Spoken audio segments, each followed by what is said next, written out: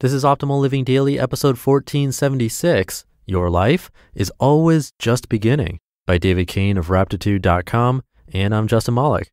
This is the podcast where I act as a personal narrator for you for free, usually from blogs, sometimes from books, but in either case, always with permission from the authors, every day, including weekends and holidays. And it's another holiday today. Happy Kwanzaa and Boxing Day. This year is going super fast. It's going to be over before we know it. So on that note, let's hurry up and get right to the post as we optimize your life. Your life is always just beginning, by Cain of Raptitude.com. Famously, The Sopranos ended in a way that infuriated a lot of fans. At an apparently critical moment in the story, the audio and video cut to black. After 10 seconds, the credits roll. The cut gives the viewer the sensation of a dead end. All the momentum and meaning of the story runs straight into a wall beyond which nothing can be known, creating a helpless feeling in the viewer. What happens next? Where did they go? Despite the abundant criticism, the ending is actually brilliant and is explained fully. The opposite of this, a cut from black beginning, happens in every series and every movie. It has to, because the story has to begin somewhere. At the outset, you know nothing. All you can do is watch what emerges from the darkness and start to figure out where you are. In Memento, the first thing you see is a hand holding a Polaroid photo, shaking it to make the image appear. In The Godfather, the voice of a man with an Italian accent appears before his face does. I believe in America, he begins. The standard movie opening is the opposite of a Sopranos-style dead end, and it gives us the opposite range of feelings. Instead of the sensation of running out of road, we get feelings of abundance and possibility. One of my favorite feelings in the world is settling into a couch or a cinema seat, watching the opening credits of a movie. It's like a newly opened box of chocolates. With a movie, you always have to put together the story from a standing start because you're already in the middle of the characters' lives. You can't actually see what happened before the first image appears, but you can piece it together through exposition. The character is shown in a divorce lawyer's office. Another character asks him if his mother is still sick. His mantle is adorned with martial arts trophies. Everything you know about the character's past is learned in the present. Stories begin in the middle, and the middle is always now. Real life is like this too. This feeling of beginning in the middle happens to some degree every time you wake up. One moment you're in a dream world where nothing is real, and the next moment you discover you're lying in a bed. Sometimes your dream was so vivid and disorienting that you must take the first few seconds of your day to put together your own backstory. Oh yes, it's Tuesday. I work in an accounting office. I'm in a strained relationship. Friday is a holiday. There is leftover lasagna in the fridge. Back in 2009, in this blog's second ever article, I struggled to relate a bizarre experience that left me infatuated with this cutting from black feeling. I was sitting at dinner with my mother and grandmother and had the sensation that my life had just begun at that moment as a 28-year-old man with a home, a job, friends, relatives, and a backstory. I said it felt like the universe had just rebooted and that the dinner scene was where I found myself when the picture returned to the screen. It was fascinating, but not disorienting. I knew how to speak and act, and I could remember what had apparently happened earlier in the day and earlier in life. But life itself seemed like a brand new proposition, as if I'd been waiting on deck for 1,000 years, and I finally found myself at the plate. There was so much detail to be noticed, so much possibility to be explored. The world felt like a playground, and to be alive in it felt like an unexpected gift. You can get a hint of this playground effect by imagining that the moment you're in now is the beginning of your life. The curtain has just come up on this particular scene, whatever it is, after having been down for 1,000 or 1,000,000 years. You can recall your backstory at will, but just like in a movie, nothing really happened before this opening shot. This is the beginning, not the middle, and you're free to act for the first time. Conceivably, life could actually be like that. We presume that our lives start the moment we exit the birth canal, but they don't really. You didn't discover your own volition, your own personhood, until quite some time after that, at toddler age or possibly later, and none of us remember it anyway. In that sense, we kind of fade in somewhere in the middle. So wherever the start was, we missed it because we were never aware of life beginning. It was never impressed on us that something seriously amazing did indeed begin and is still going.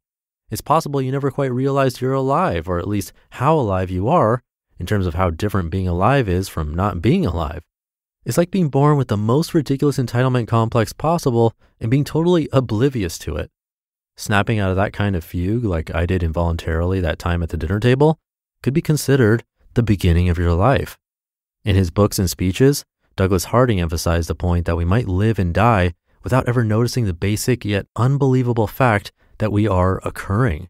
In one talk, he points to the audience in a gesture of mock scolding and he says, you needn't have happened, but you did happen. And we're alive, folks. When you can look at any moment as though it's the first moment, if you can really see your surroundings as the opening frame in a story, the world gains a certain playfulness. Suddenly your problems seem more interesting than annoying, the way another person's problems always seem easier to solve than your own. It's almost impossible to be impatient with others because it's fascinating that they're even there. You still care about outcomes, but it's far easier to relax around the possibilities. Any uptightness about making things go a certain way seems a bit silly because it already seems unlikely that anything is even happening and that you're at the helm. In Dandelion Wine, Ray Bradbury's brilliant novel about the indescribable feelings of summer, a boy is play wrestling in the grass when he discovers something profound. He is alive. He had always known this, but only in the same dull way we know it, without feeling it, that we're standing on a planet floating in space. This time he feels his aliveness with full force in his temples, his pores, the twin heartbeats in his wrists. He shouts it aloud several times, and his father and brother don't get it. Another literary genius, David Foster Wallace, might be best known for his This Is Water commencement address. The talk opens with a joke that encapsulates its whole theme. Two young fish are swimming along. An older fish, headed the other way, asks them, "Morning, boys, how's the water?" The two of them continue on in silence until one of them asks the other, "What the hell is water?" The central principle in the speech is subtle and profound. We can't know something's value until we can conceive of its absence. And there's nothing easier to overlook than the experience of being alive, precisely because it's everywhere. Because of the way our anatomy works, we don't get to experience what non-living is like, so we can easily live a whole life without ever knowing what we've got. But we can get hints at what we've gained and will one day lose by imagining what it's like to cross the boundary at life's beginning. In other words, being alive seems like no big deal until you can imagine for a moment what it means not to be alive, no experience, and no story. When you can see the present moment as though the camera has just started rolling, you get a hint of just how rich it is, and has always been. You just listened to the post titled, "Your Life is Always Just Beginning" by David Cain of Raptitude.com. Thank you to David. He briefly mentioned Memento, the movie, in this post, one of my favorite movies. It's pretty dark, but done in a very unique way that I don't think most writers and directors could pull off. The movie takes place backwards. I shouldn't say takes place, that doesn't make sense, but it goes backwards. It's cool because there's also a forward version, so you can put it all together and watch it chronologically too. And it's pretty much guaranteed that you will not have fully grasped the story when watching the movie as is, unless you watch it in chronological order too. Anyway, all that to say, yeah, it's a special movie, and I thought this was a special post. Hope you liked it too. That's enough for today. Have a great rest of your day. Happy Kwanzaa and Boxing Day.